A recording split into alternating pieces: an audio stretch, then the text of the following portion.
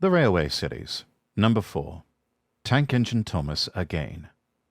Thomas and the Guard. Thomas the Tank Engine is very proud of his branch line. He thinks it's the most important part of the whole railway.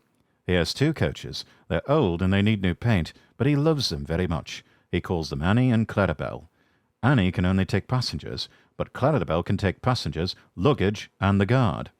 As they run backwards and forwards along the line, Thomas sings them little songs, and Annie and Clarabelle sing too. When Thomas starts from a station, he sings, "Oh, come along, we're rather late. Oh, come along, we're rather late." And the coaches sing, "We're coming along, we're coming along." They don't mind what Thomas says to them, because they know he's trying to please the Fat Controller. And they know too that if Thomas is cross, he's not cross with them. He is cross with the engines on the main line who have made him late. One day they had to wait for Henry's train. It was late. Thomas was getting crosser and crosser. "How can I run my line properly if Henry is always late? He doesn't realize that the Fat Controller depends on me." And he whistled impatiently. At last Henry came. "Where have you been, lazybones?" asked Thomas crossly. "Oh dear, my system's out of order. No one understands my case. You don't know what I suffer," moaned Henry. "Rubbish," said Thomas. "You're too fat. You need exercise." Lots of people with piles of luggage got out of Henry's train, and they all climbed into Annie and Clarabelle. Thomas had to wait until they were ready. At last the Guard blew his whistle, and Thomas started at once. The Guard turned round to jump into his van, tripped over an old lady's umbrella, and fell flat on his face. By the time he had picked himself up, Thomas and Annie and Clarabelle were steaming out of the station. Come along," puffed Thomas, but Clarabelle didn't want to come. "I've lost my nice Guard! I've lost my nice Guard!" she sobbed. Annie tried to tell Thomas, "We haven't a Guard! We haven't a Guard!" But he was hurrying and wouldn't listen. Oh, come along," he puffed impatiently. Annie and Clarabelle tried to put on their brakes, but they couldn't without the Guard. "Where is our Guard? Where is our Guard?" they cried.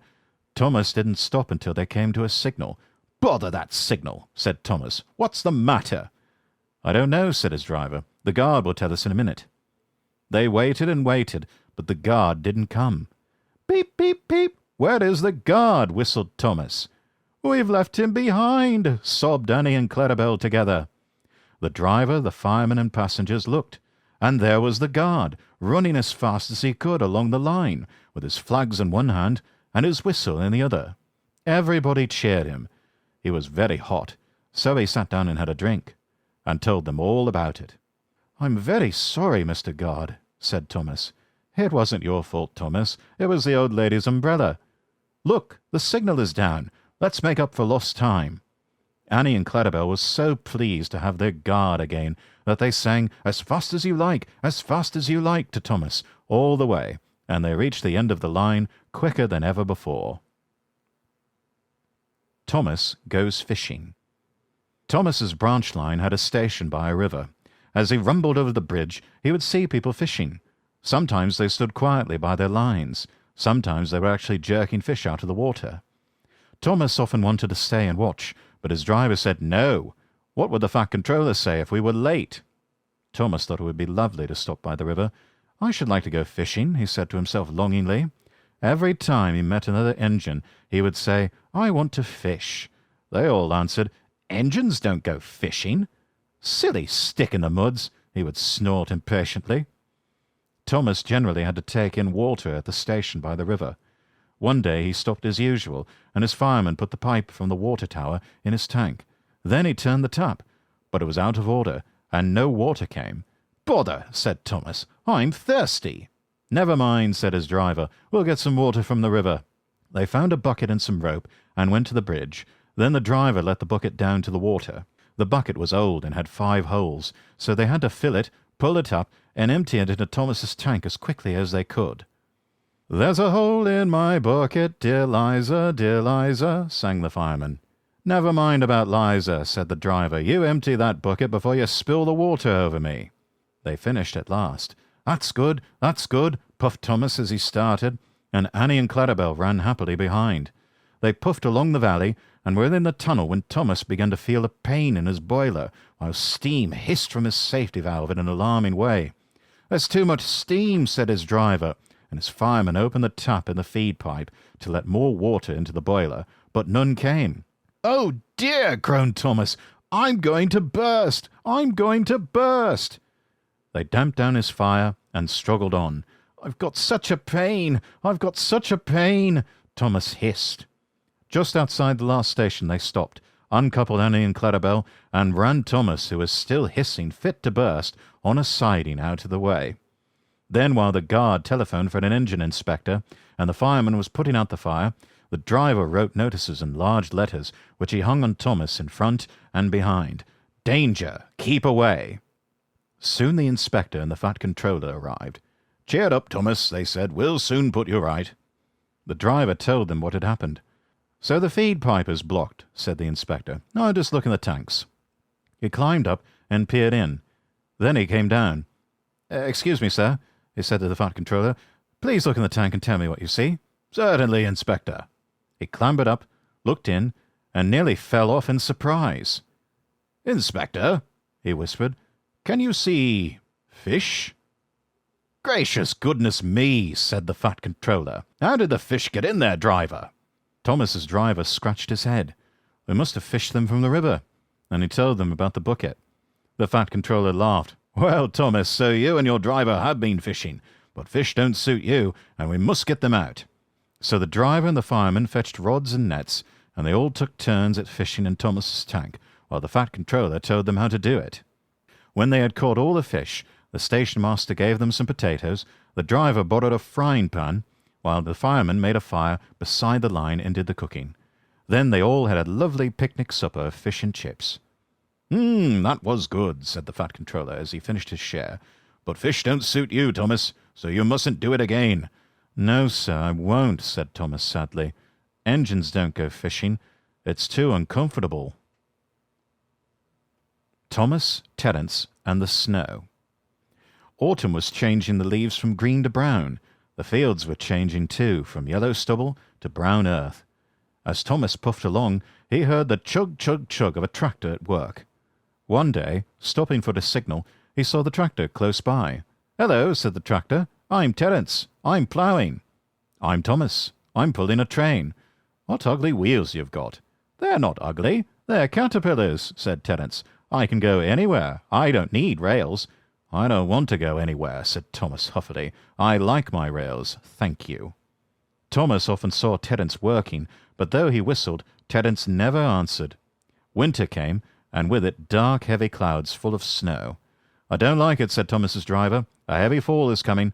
I hope it doesn't stop us." "Pooh," said Thomas, seeing the snow melt on the rails. "Soft stuff, nothing to it." And he puffed on, feeling cold but confident.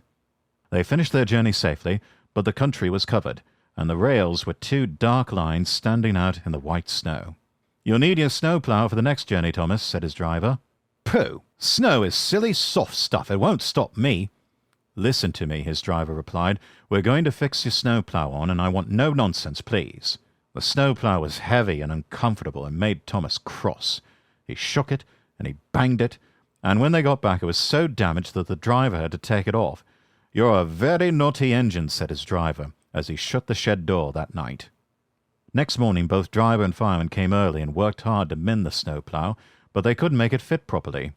It was time for the first train. Thomas was pleased. "I shan't have to wear it. I shan't have to wear it," he puffed to Annie and Clarabelle. "I hope it's all right. I hope it's all right," they whispered anxiously to each other. The driver was anxious too. "It's not bad here," he said to the fireman, "but it's sure to be deep in the valley."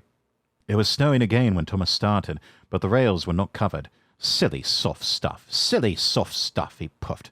"I didn't need that stupid old thing yesterday, and I shan't today. Snow can't stop me." And he rushed into the tunnel, thinking how clever he was.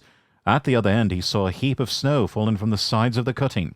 "Silly old snow," said Thomas, and charged it.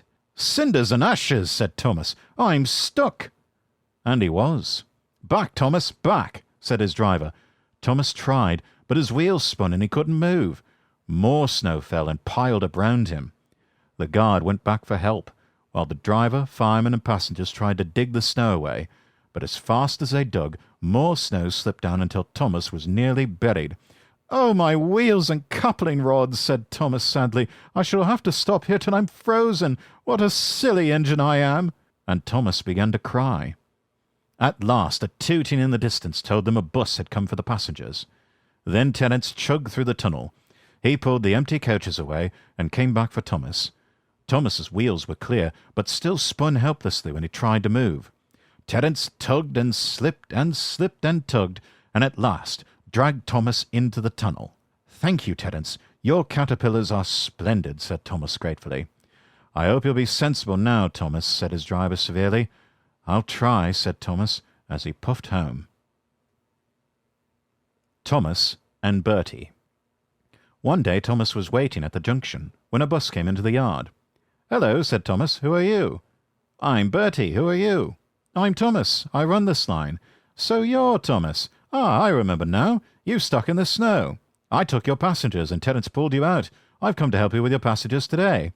"Help me?" said Thomas crossly, going bluer than ever and letting off steam. "I can go faster than you." "You can't." "I can." "I'll race you," said Bertie. The drivers agreed. The station master said, "Are you ready? Go!" And they were off. Thomas never could go fast at first, and Bertie drew in front. Thomas was running well, but he did not hurry. "Why don't you go fast? Why don't you go fast?" called Annie and Clarabel anxiously. Wait and see, hissed Thomas. He was a long way ahead, they wailed. But Thomas didn't mind. He remembered the level crossing. There was Bertie, fuming at the gates, while they sailed gaily through. "Goodbye, Bertie," called Thomas. The road left the railway and went through a village, so they couldn't see Bertie. They stopped at the station. "Peep, peep, peep! Quickly, please," called Thomas. Everybody got out quickly, the guard whistled, and off they went. Come along," sang Thomas. We're coming along," sang Annie and Clarabel. "Hurry, hurry, hurry," panted Thomas, looking straight ahead. Then he whistled shrilly in horror, for Bertie was crossing the bridge over the railway, tooting triumphantly on his horn. "Oh, dearie me," groaned Thomas. "He's a long way in front, wailed Annie and Clarabel. "Steady, Thomas," said his driver. "We'll beat Bertie yet." We'll beat Bertie yet, echoed Annie and Clarabel. We'll do it, panted Thomas bravely. "Oh, bother, there's a station." As he stopped, he heard a toot. "Goodbye, Thomas, you must be tired." "Sorry I can't stop, we buses have to work, you know. Goodbye." The next station was by the river. They got there quickly, but the signal was up. "Oh dear," thought Thomas, "we have lost." But he felt better after a drink. Then James rattled through with a goods train, and the signal dropped, showing the line was clear. "Hurrah, we're off! Hurrah, we're off!" puffed Thomas gaily. As they rumbled over the bridge, they heard an impatient toot-toot, and there was Bertie waiting at the red light, while cars and lorries crossed the narrow bridge in the opposite direction. Road and railway ran up the valley side by side, a stream tumbling between. Thomas had not crossed the bridge when Bertie started with a roar and soon shot ahead. Excited passengers in the train and bus cheered and shouted across the valley. Now Thomas reached his full speed, and foot by foot, yard by yard, he gained, till they were running level. Bertie tried hard, but Thomas was too fast. Slowly but surely he drew ahead, till whistling triumphantly, he plunged into the tunnel, leaving Bertie toiling far behind. I've done it, panted Thomas in the tunnel. "We've done it, hooray! We've done it, hooray!" chanted Annie and Clarabel, and whistling proudly, they whooshed out of the tunnel into the last station. The passengers gave Thomas 3 cheers, and told the station master and the porters all about the race. When Bertie came in, they gave him 3 cheers too. "Well done, Thomas," said Bertie. "That was fun, but to beat you over that hill I should have to grow wings and be an aeroplane." Thomas and Bertie now keep each other very busy. Bertie finds people in the villages who want to go by train and takes them to Thomas, while Thomas brings people to the station and for Bertie to take home. They often talk about their race, but Bertie's passengers don't like being bounced like peas in a frying pan, and the fat controller has warned Thomas about what happens to engines who race at dangerous speeds. So although, between you and me, they would like to have another race, I don't think they ever will.